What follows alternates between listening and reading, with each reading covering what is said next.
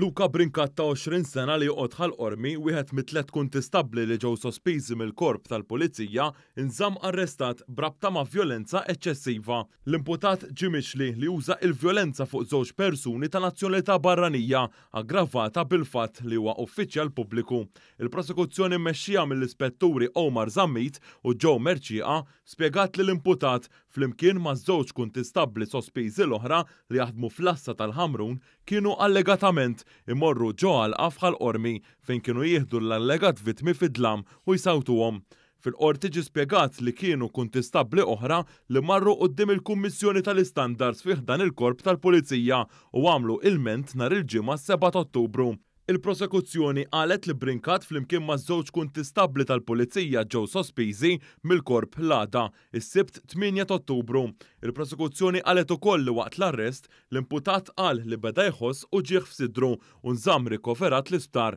Intqal li l-ħadd wara nofsinhar l-imputat ingħata police bail u mar id-depow lura f'nofsinhar ta' tnejn fil-ħin li ntalab li jmur mill-Pulizija. Fil-qorti intqal ukoll li bid-daqqiet li jingħataw mill-akkużati allegatament vittma minnhom intilef minn sensieħ. L-imputat wieġeb mhux ħati għall-akkużi miġuba kontrih. Id-difiża mmexxija mill-avukati Franco De Bono u Francesca Zarb talbet għal ħelsien mill-arrest tal-imputat. Il-prosekuzzjoni oġġezzjonat minħabba il-gravità tal-każ kif ukoll minħabba l-intralġ tal-provi b'xut minnhom għadu jrid jixhed fl-inkjesta li nfetħet dwar dan il-każ. Il-prosekuzzjoni qalet ukoll li vittma minnhom għadu ma ġiex identifikat u li għadhom għaddejjin l-investigazzjoni dwar dan il-każ. Il-Pulizija għandha filma tas-sigurtà li juru li hemm it-tielet vittma u allegatament hawnhekk kien hemm użu ta' arma li taqtaw bil-ponta.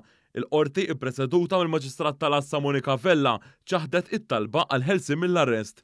Brabta ma' dan il-każ fil-jum tal-ħadd tresqu l-qorti Jurgen Falzon ta' 24 sena minn Santa Venera u Rika Mifsud Grek ta' 22 sena mill-Furjana. Dawn iż-żewġ imputati nżammu arrestati fil-faċilità korrettiva ta' Kordin.